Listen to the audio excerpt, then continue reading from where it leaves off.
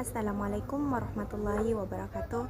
First thing first, let's express our best regard to Allah subhanahu wa ta'ala, the Lord of this world, the Master of Judgment Day, and the Creator of this universe, who has been giving us beautiful life, long life, so we can gather in this place to do our obligation as the worshipper in this world.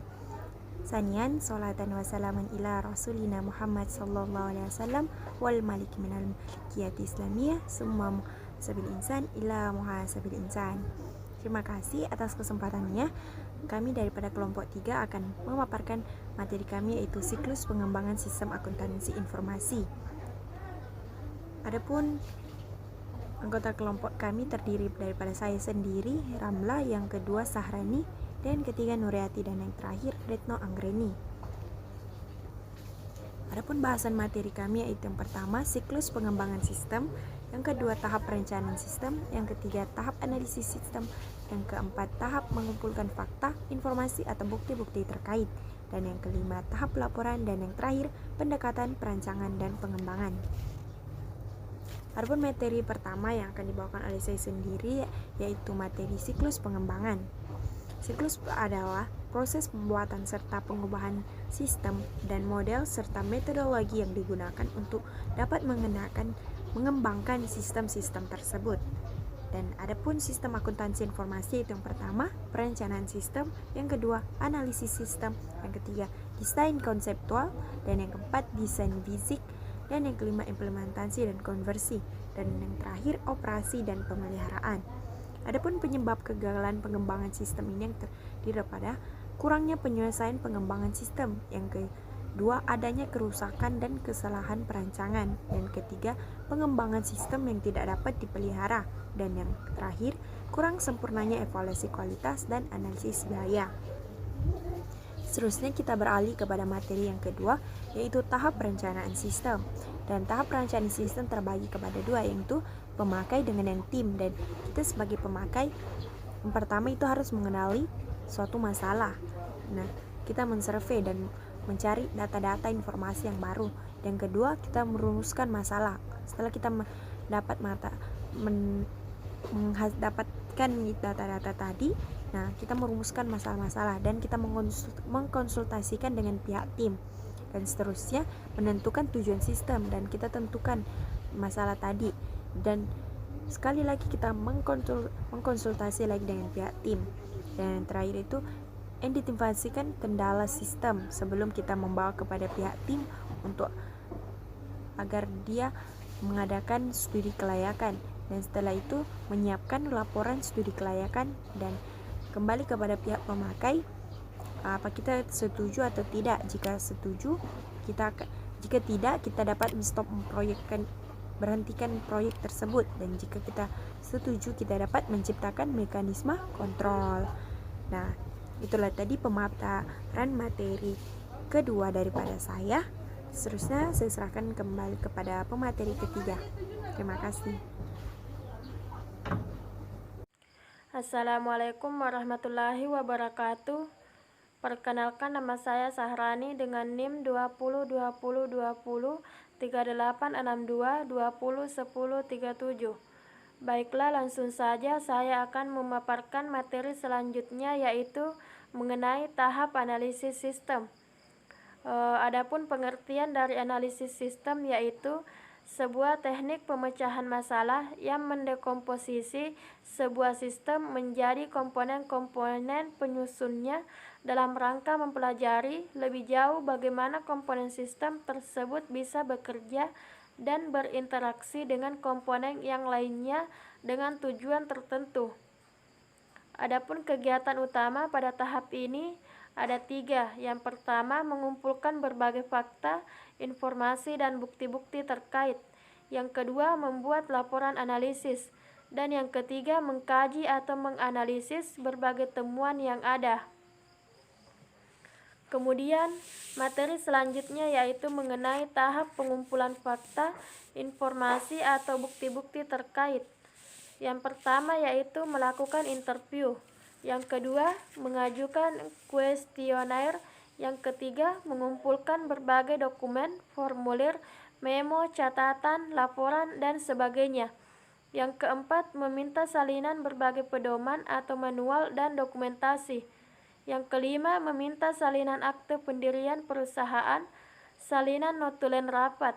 Dan yang keenam, menggambarkan berbagai prosedur atau proses kerja. Kemudian selanjutnya mengenai tahap kajian atau analisis fakta. Yang pertama yaitu melakukan output system. Yang kedua, prosedur atau siklus transaksi bisnis. Yang ketiga, kebutuhan sistem. Yang keempat, sistem masukan atau input. Yang kelima, proses pengolahan data. Yang keenam, basis data. 7, kontrol sistem. Dan yang kedelapan yaitu teknologi yang dipakai. Kemudian selanjutnya yaitu tahap pelaporan. Jadi pada tahap analisis diakhiri dengan pembuatan sistem laporan hasil analisis untuk disampaikan kepada manajemen. Itulah pemaparan dari materi yang saya. Selanjutnya akan dilanjutkan pemateri selanjutnya. Assalamualaikum warahmatullahi wabarakatuh. Perkenalkan, nama saya Nuriati. Baik, terima kasih atas kesempatannya. Jadi langsung saja saya akan memaparkan materi tentang tahap perencanaan sistem, yaitu materi kelima. Jadi perencanaan sistem merupakan suatu kegiatan pengembangan sistem dan prosedur baru untuk mendapatkan sistem informasi yang mampu mengelola perusahaan dengan lebih efektif dan efisien.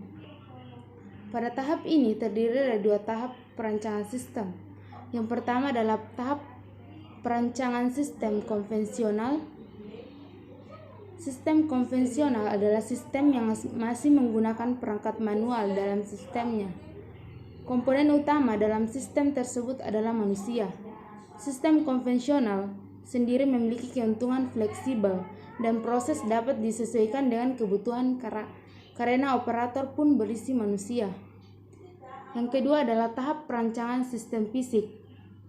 Tahap perancangan sistem fisik merupakan proses mengimplementasikan hasil perancangan logis ke dalam model perancangan secara fisik dengan menggunakan perangkat lunak pemodelan yang dipilih.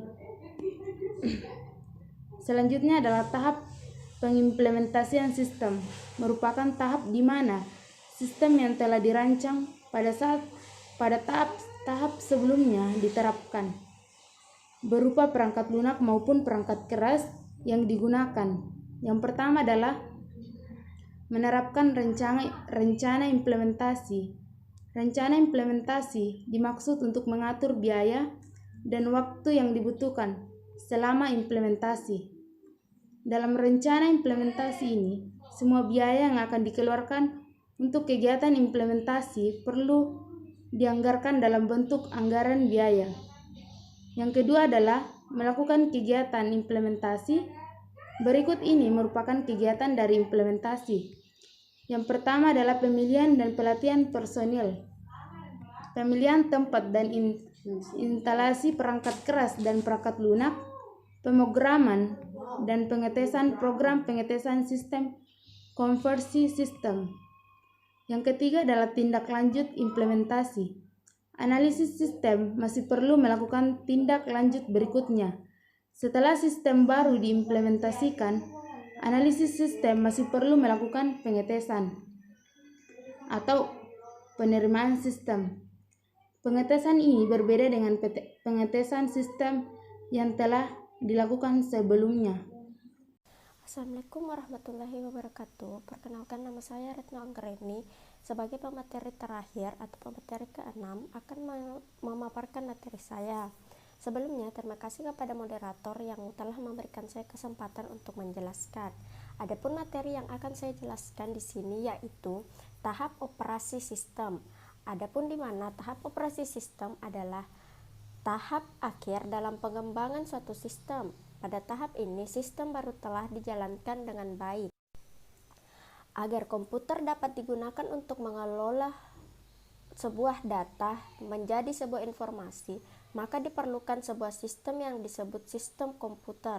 Sistem yang dimaksud di sini terdiri atas elemen-elemen yang saling terhubung sehingga membentuk satu kesatuan yang dapat digunakan untuk melakukan tujuan pokok dari sistem tersebut.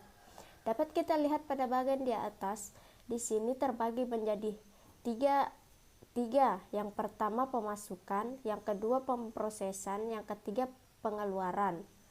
Yang pertama pemasukan atau input. Tahap pemasukan input merupakan tahap awal dari proses pengolahan yang terjadi pada sistem komputer. Tahap ini berupa pemasukan data mentah ke dalam sistem komputer melalui input device. Contoh peralatan masukan atau input device diantaranya keyboard, mouse, scanner, dan lain-lain. Alat-alat inilah yang digunakan untuk memasukkan data hendak diolah.